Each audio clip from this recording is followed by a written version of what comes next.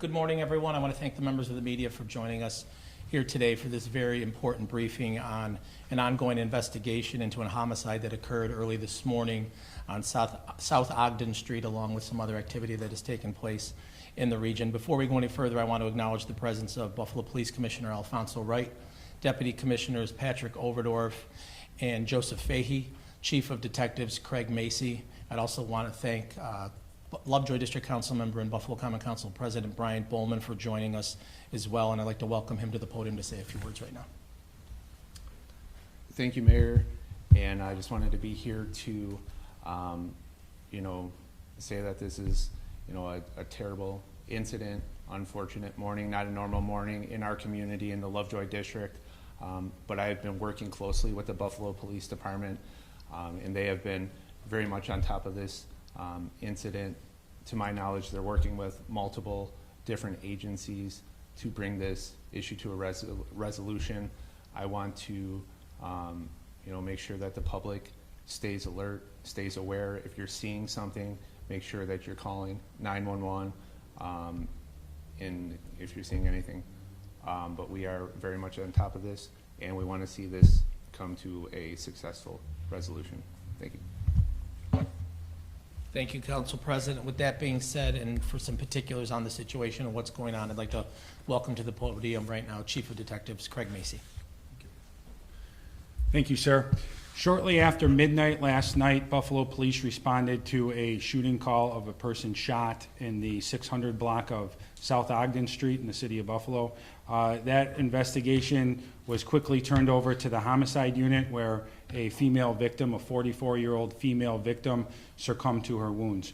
At about 10 o'clock this morning, we released a Crime Stoppers poster of a person that we believe is a person of interest and is involved in this case, so we would like to ultimately get in touch with him and have him into custody. The female victim ultimately died from her wounds, and that case is ongoing. We currently have multiple agencies. As the Council President said, we have multiple agencies working with us to have this case come to a quick resolution.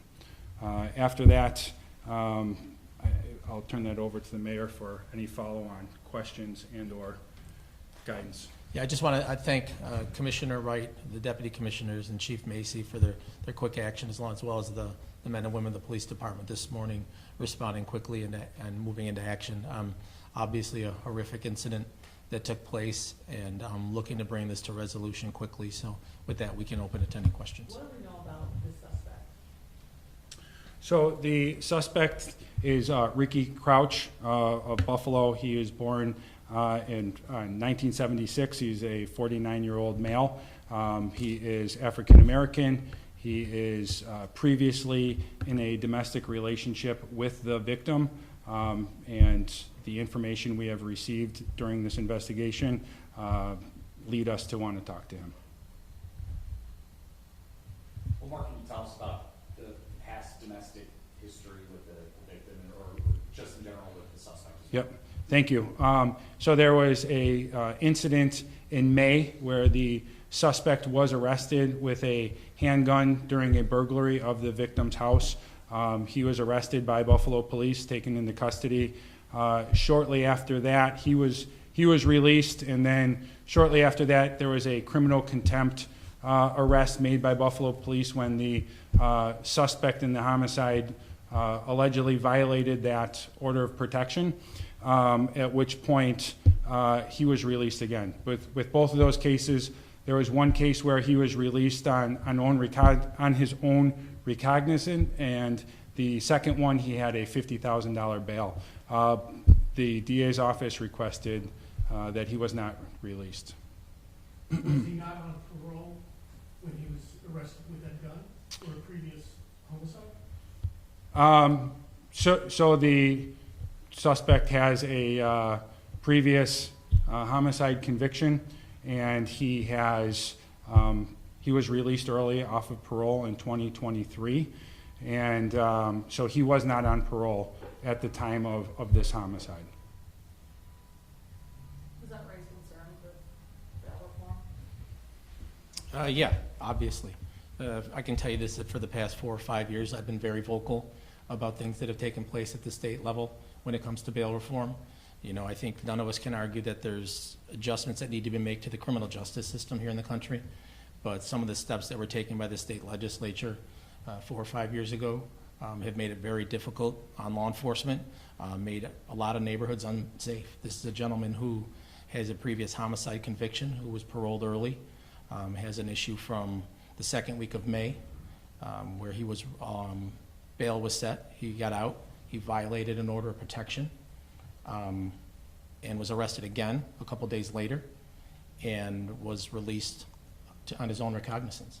And where you have a district attorney's office that was asking for him because he was obviously seen as a threat to be held, but he wasn't. And I think that's a large problem, and something that I've been very clear about over the course of the past 4 or 5 years, that some of the steps that were taken in 2020, 2021 have to be reversed. The incident that happened in May, the domestic violence related incident, is that the same victim from the homicide? They are, ma'am. All 3 incidents. Were any children around? I don't want to get into family members that were present. In terms of the victim's family members, did you guys notify them, and what was that conversation like? So the homicide unit has been in contact with the victim's family that was present last night. In about an hour, we will be releasing her name. We're just making sure that everybody else in the family is aware of this situation and the ongoing investigation. And the cause of death, did you go into that? Gunshot wounds And where? on her body. Any advice to the community, what to do when they see? If, you know, the Buffalo Police has put the information out, if they see anything, please make sure that they're calling. We want to bring this to resolution as quickly as possible. Obviously, this is a person with a history here that has to be considered a threat to the public, and want to make sure that we bring this to resolution quickly. So if you see anything, please make sure you're reaching out to the Buffalo Police Department Crime Stoppers to make sure that you're forwarding that information. Is he known to frequent any specific area of the city? I know this happened in Ogden, but is he known to be outside of Lovejoy? Does he have family in other areas? I think we want to be very careful about releasing any of that information. Obviously, ongoing investigation, looking for this gentleman, so I want to be very careful about what we're putting out. I understand that there was a shooting about about 2 hours later this morning, about 10 minutes from the Ogden location. We believe that he was involved in multiple shootings today, or just the one? We are currently working with another agency, specifically Cheektowaga, to investigate the connection between that suspect having done the homicide and going into Cheektowaga and being involved in a shots fired related incident there. Does the suspect reside at that residence? No.